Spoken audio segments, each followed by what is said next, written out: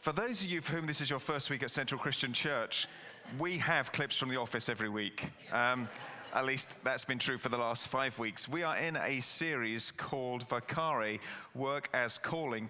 And we've been looking at the question, how would it be if we were to see our work, our everyday life, as a calling from God? What would that change about our perspective, and what would we do differently? And so I just want to give you a brief overview of the series so far, because today we are having a panel discussion. And throughout the series, I've had conversations with various people who've said, this series has stimulated me to think about my work differently in this way. And some of those were so interesting and valuable that I thought it would be great for you all to hear that this morning. So we'll be doing that in a few minutes. We started off in week 1 by defining work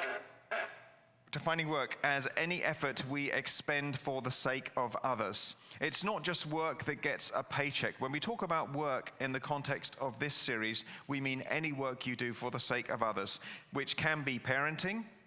It could be volunteering as a so-called retired person. There are quite a lot of this congregation that are retired but are still extremely busy people and working very hard. It could be college. We all work somehow, somewhere. God designed work, and it was for our good. There is a dignity to work. And work was in the world before sin ever entered. Some of us think that work was as a result of sin. As a result of sin, God sent work to the world, and work is a punishment. And I know work may feel like that sometimes, but that's not the way it happened. Work was in the world, and work was good even before sin came in. It is not a necessary evil, but it's part of God's plan for our life. In week 2, we looked at what work should be and what it shouldn't be, and we talked about the fact that work should not be a means of salvation. Work does not ultimately define us, although we may seek our value and our worth through it. Our value and our worth comes through being a child of God. What work should be is about cultivation and creating culture.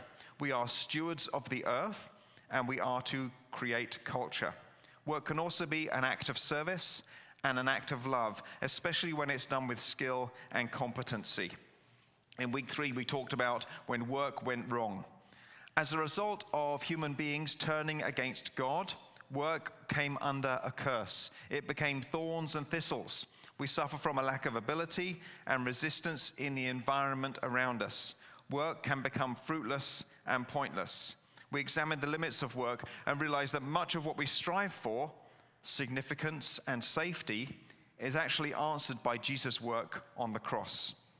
In week 4, we looked at the potential and problems of work using the Tower of Babel and the story of Esther as examples. With the Tower of Babel, we saw that when we work with the wrong motives, when we try to make a name for ourselves, that leads to opposition from God.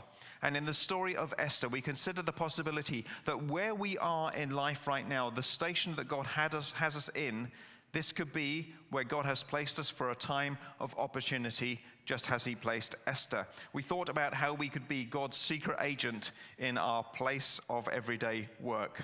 In week 5, because we were getting tired, Gary led us into a discussion of the Sabbath. And we talked about God's pattern, his designed pattern of work, then rest. We looked at how we were designed to pause. We were supposed to stop spinning at a certain point. And that God has placed this rhythm of work and then Sabbath in our lives for good. And we considered how we might delight in God in the space between work. And now we're at week 6. There's been a lot of theory over the last 5 weeks, so I thought it would be great to invite a panel up to share how they integrate their faith with their work. So I'm going to invite the following to join me on stage: Sarah Ferraro, Suzanne Borg, Pat Regan, Mike McEwen, Brady Esch, and Richard Rock. Would you please give them a warm welcome?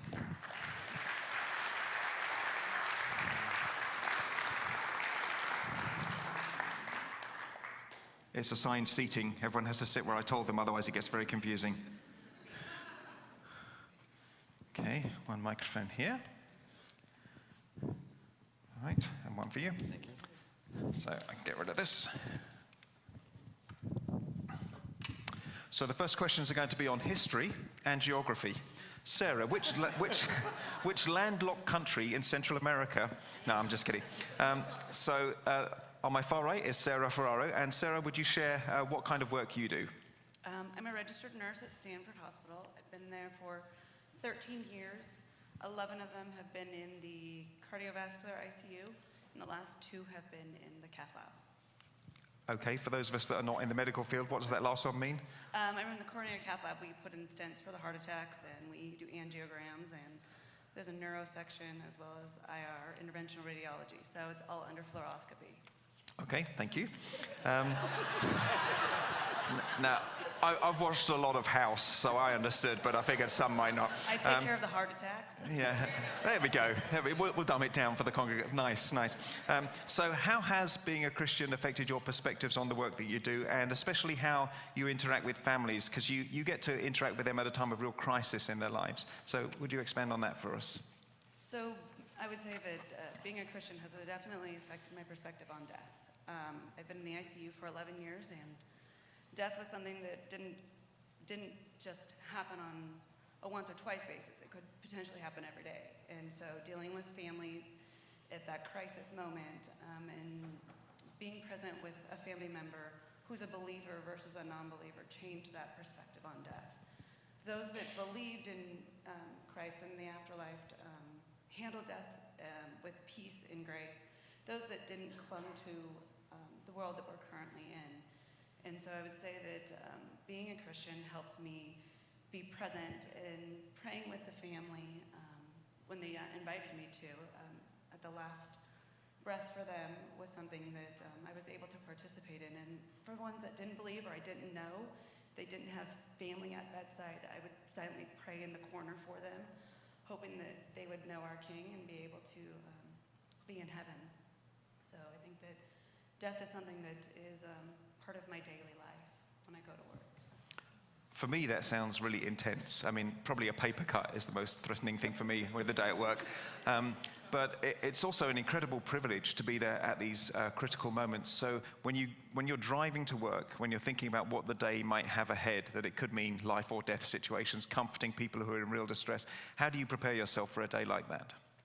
I do pray every morning before I go to work. It's either when I'm in the car or sitting in my car before I walk into the hospital. I pray for the patients that I'm going to care for. I pray for the family members. I pray for the safety at work, just being able to have the equipment and the tools that I need to care for the patient. Just prepare my heart and my day, prepare my heart for my day and what is to be expected. Because we all take work home, but when I take work home, it's kind of different. So just to prepare me for that and be able just to give the best possible care to my patients. All right, thanks very much, Sarah. Sarah is also a mother of 3, and we'll come back to her for some questions about parenting at the end. Suzanne, now you used to have a paid job, but for the last few years you've chosen to be a stay-at-home mum and parent your children. How has your faith affected the way that you view your role as a parent? I would say my faith is woven into every aspect of parenting. From the very beginning, when we decided we were ready to have children, we felt that God called us to have me stay at home with them. So just being obedient to that calling, even when it seemed maybe easier for me to go back to work, both financially and just for my own sanity. But there are many, many times when we've looked at our budget and just been like, this is not working, but God has provided over and over. We've seen that provision on a single income in this crazy Bay Area. So just being obedient to that calling, that we feel like God wants me home with our kids.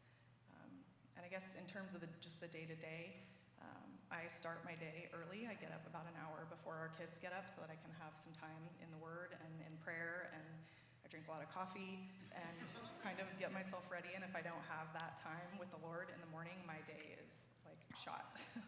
So that's very, very important to me, to just have that time of connection with God.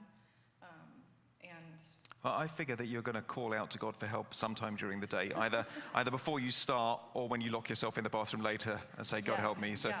I like the preemptive approach here. That's good. I try to get off on the right foot, but yes, definitely there are times throughout the day when I want to just lock myself in the pantry and eat all the chocolate and cry. But we just day-to-day interactions with our kids, we try to teach them about the Bible. And this verse in Deuteronomy I have, it's from Deuteronomy 11, verse 18. Fix these words of mine in your hearts and minds. Tie them as symbols on your hands and bind them your foreheads. Teach them to your children, talking about them when you sit at home and when you walk along the road, when you lie down and when you get up. So I have an almost 5-year-old and an almost 3-year-old, so we spend a lot of time outside. So we'll just talk about the bugs that we see and the birds and how God created everything and created them. And I try to just daily teach them things like the importance of being honest and treating others with kindness and just all those types of things. Now, I know your children, and they are delightful, but I'm sure there are times when you have to exert discipline. So how does your faith influence how you view and apply discipline with your children? My least favorite part about parenting, yes, discipline. It's tough, but it's a daily thing. So really, the part that I want to focus on is just kind of the resolution of when we discipline. We sit them down, we get at eye level with them, and we make an effort to connect and just let them know that it's a normal thing, to do no-nos. And no matter what they do, that we will always love them. No amount of mess-ups on their part could ever cause us to love them any less. And just making that connection with God too. God will always love us no matter what we do. Mommies and daddies do no-nos too, and we have to ask for forgiveness from others and from God. So yeah. That's great. I think being a parent is an awesome responsibility and terrifying at the same time. I read somewhere that your child's view of the world is pretty much set by the time that they're 12 years old. So, I'm thinking, time is ticking. We've got to get it right. So thank you for sharing about that. Pat, if you'd like to take the microphone. Now, you gave birth to your children when... Oh, sorry, wrong page. Am I in the right church? So tell us a little bit about the work that you do, Pat. So I'm an auto mechanic for a living, but I also help manage the shop and run it. And so that includes overseeing, delegating, and disciplinary actions with employees.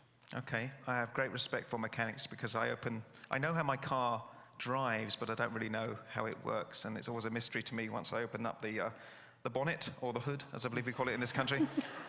I know you laugh at that, but hood is also like a hat, right? So you've got to...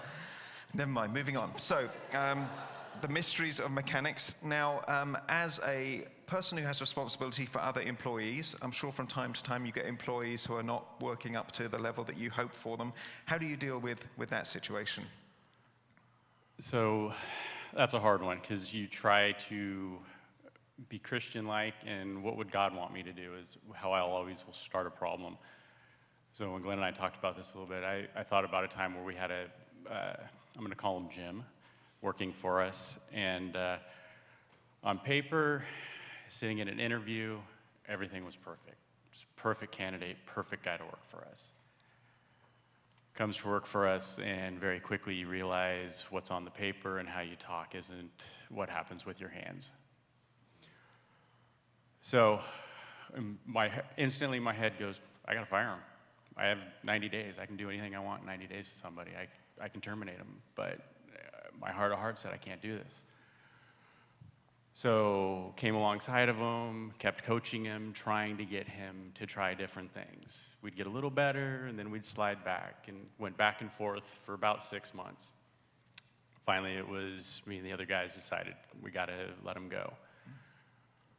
So I took him to lunch, and I go, we got to have a talk, and I go, it's not going to be fun. Having the talk, I go, here's the deal. I go, you're going to get terminated, but I'm going to do it a little bit differently than probably you've ever been terminated or heard of somebody getting terminated. I'm going to pay you for 2 weeks. I still would like you to show up to work, but if you go out and have a job interview or do anything else, that is great. You have the freedom to come and go as you choose for the next 2 weeks. Just know at the Friday, the end of that is your final day. And that is how we left it. And he came to me probably a month or two after all this happened and thanked me, because that was the best way he had ever had an interaction with an employer. Well, that really says something. So, I think how we relate to God as authority figure, when we are in a place of authority, then can spill over into how we relate to others as the person in authority. How has God's interaction with you and your family affected you as a person? So this one's kind of hard. So when I was end of 3rd grade, my dad got diagnosed with cancer. He died 5.5 years after that. Of that time, my dad maybe made it to work the equivalency of what would have been a year. my dad's boss was gracious enough to pay my dad's salary the whole time, take care of our family medically, and then after God called my dad home, he paid my mom or our family a year's worth of my dad's wage and covered us for 2 more years for medical. Wow. So that's my base for what I try to judge anytime I'm going to deal with an employee on. Yeah, that's a great example. All right, thank you for sharing that, Pat. Moving over to Mike McEwen. And I know what you do, but why don't you tell everyone else what you do? Very good. So I work for a consumer electronic company, and Nothing at all to do with fruit. no, Yeah. no, of course not. So the organization that I work with is called Supplier Responsibility, and our focus is on how we manufacture products to make sure that they're manufactured ethically. So we cover all the worker safety, labor, human rights, and environmental protections.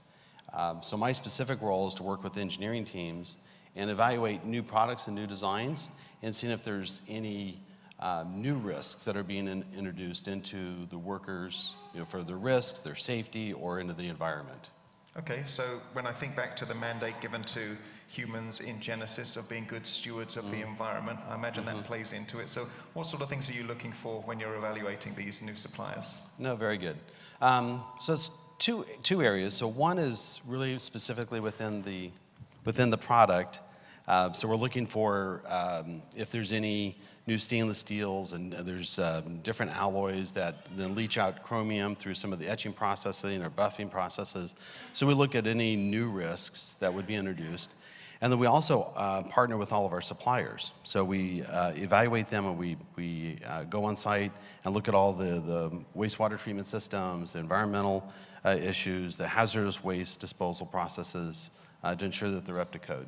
Okay. And there's some amazing surprises that we find out there. Yeah, well, we don't want people poisoning rivers so that I can have an Apple Watch. Yes. So in what ways does being a Christian affect the way that you do your job? Very good. So there's, so looking at, we're in a large organization, so there's favorites, and there's politics, and there's things that happen, and there's chaos that happens just in a large organization. There's some positions that have been eliminated, and so it kind of creates a little bit of angst in the culture, but you navigate through that. But I think, being a Christian, you're focused on your work and doing good work. You're working as if for the Lord. And so you try not to let those things bother you. And actually, one of my coworkers asked me, Mike, how do you stay so calm with all the things that are going on? And so it's a great opportunity to give a testimony that I'm here working for the Lord, and I do my job and focus on that. And I don't need to worry about all those little things. God provides. I'm sure in your job you have all different types of co-workers, some who are very driven, some who maybe need a bit more driving. How has your faith affected your interaction with co-workers? Very good. So specifically within my role, it's split between me and another person. And so I worked very closely with this other person, and he joined our group a little over a year ago. And he came in from operations, and he's a self-proclaimed jerk. So he used a different word, but... It's not the word I have here. begins with A. Blank. Anarchist, that's it. Yes. Anarchist, yeah. But that was his work philosophy, and he came and he was a jerk, and he says that's how you get results, and you push through, and you make things happen, and it's through intimidation, and that's how we get things done. And okay, so working with this person very closely, God may have put him here to work with me for a reason, right? He may have needed to see the love of Christ. He may have needed to see patience and love. So I give him respect. I share information. I collaborate with him. And really, it's been a little over a year, and there's definitely been a softening, right? And loosening of those edges. And actually, my manager in my last review thanked me. He said, Mike, thank you for working with this person and dealing with that. So it was actually recognized. That's a great perspective, because when we face someone who's very annoying or frustrating in the workplace, it takes a bit of a mind shift to say, this might be God's opportunity to show this person patience and kindness through my patience and kindness with them, which of course assumes a lot of provocation coming from their direction. Yes. So that's a really good perspective. So thank you, Mike. Brady, tell us about your work. You're an entrepreneur and a business owner, so explain a little bit about that. Well, I'm a medical device developer and engineer, so I develop the types of products that Sarah uses, such as, we'll call them pipes and tubes. Right. But so a bit technical for us here, Brady. Just dumb it down, remember, dumb it down. Yes. Yeah. In 2004, I was laid off from a startup company, and it was the first time that I had been laid off where I was a single income earner.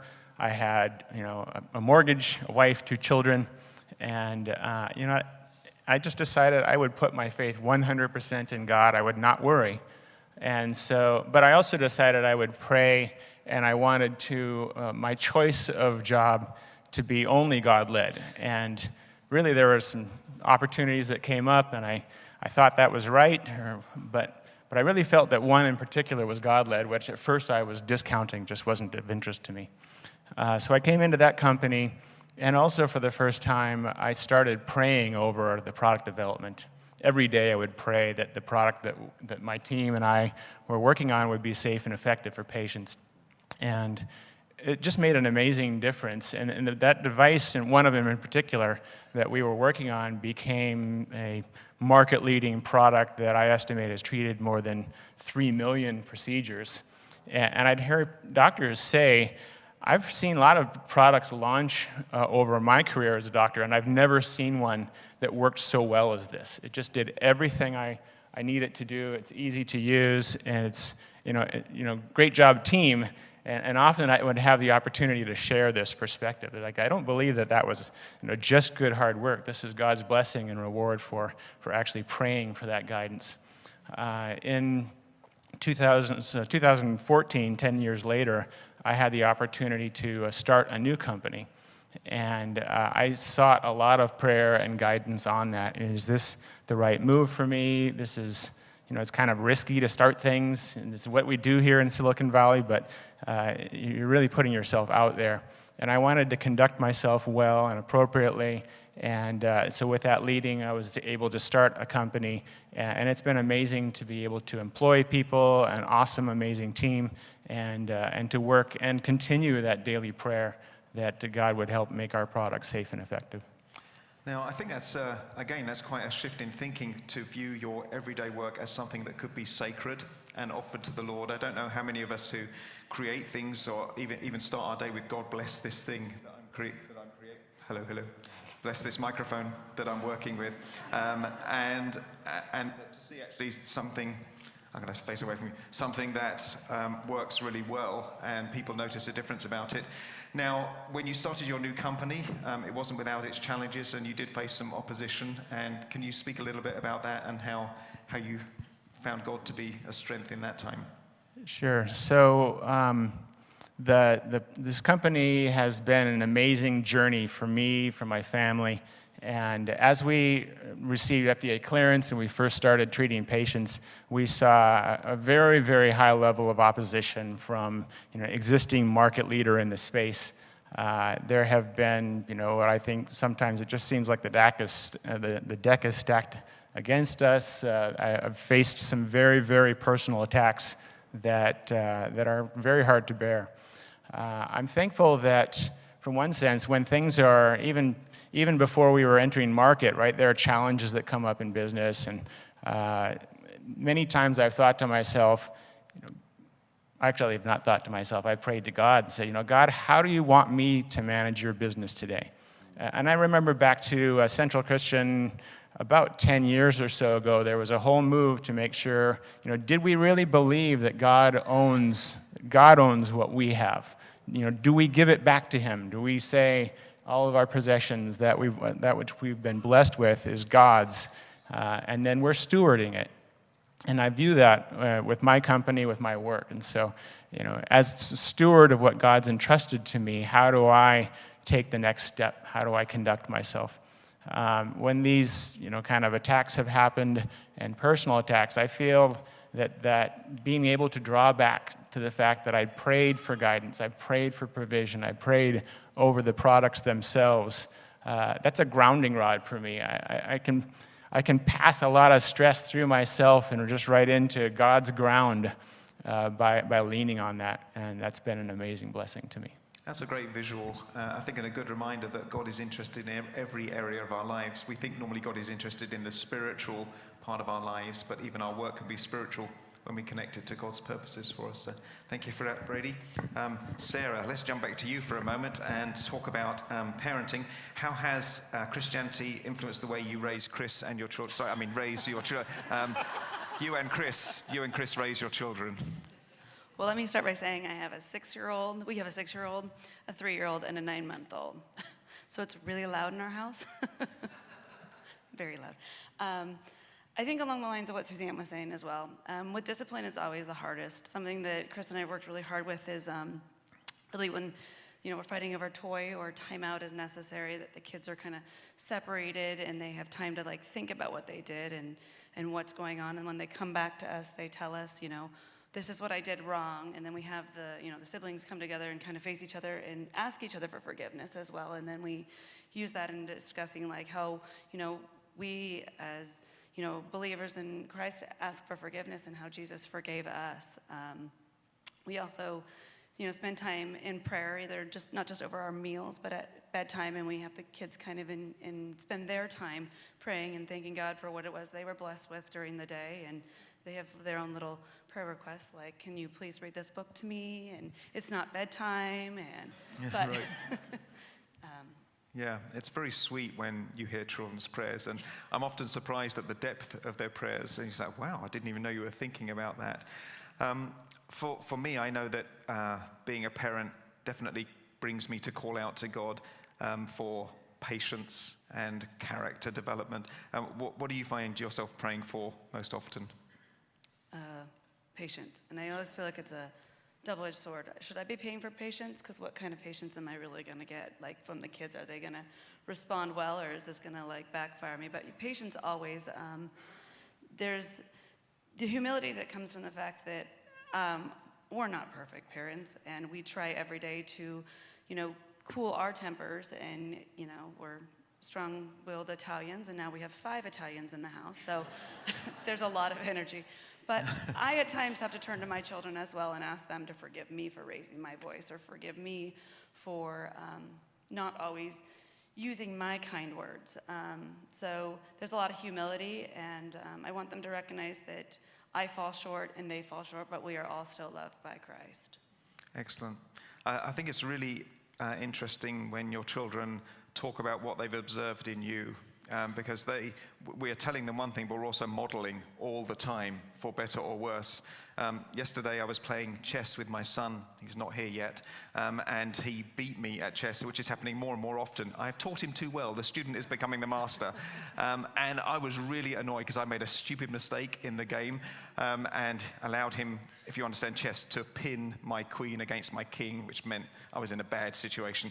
And I just resigned after that. And I said to Landon afterwards, I said, Landon, just so you know, I'm really angry right now, but I'm not freaking out. Because this is how you're angry without freaking out. Because I was very frustrated at the mistake that I'd made, but I know that when he makes such a mistake, it's much more entertaining, shall we say. And not always in a good way. But that's a great point too. The modeling of forgiveness, the modeling of how you deal with emotions is really key as a parent. So thank you for sharing that. Richard, over to you. Can you tell us what you do? I've often wondered about this. What do you do for a living? Yeah, about 12 years ago, I helped found an investment management firm, and I currently serve as the CIO, Chief Investment Officer for the firm, and that means that I help to identify the economic and market themes that we want to invest in client portfolios. And even though I don't do much leading of client relationships any longer, my primary responsibility is to help identify the managers that our leads can use in deploying client portfolios. All right, excellent. And when you think about how God is working in you and developing, changing, transforming your personality, how does that play out in how you engage with co-workers, clients, and so on? Well, I gave a whole sermon on what a great boss I was about a year ago. There's a whole lot less swearing in the office today. Excellent. Excellent. There's growth. No, there are a lot of opportunities for really showing our faith in the workplace. And I recently had the opportunity, I guess you can call it an opportunity, to apologize to a client and an investment partner and to model something for a younger colleague. I think in our business, we joke a lot that there's no way to be right, because either an investment goes well and you should have had the entire portfolio in that investment, or an investment goes poorly and you shouldn't have had any of the portfolio in that investment. So you can never win, right? But our business does value being right a lot. And for me, that creates a lot of pressure sometimes to want to appear to be more right than maybe I have been.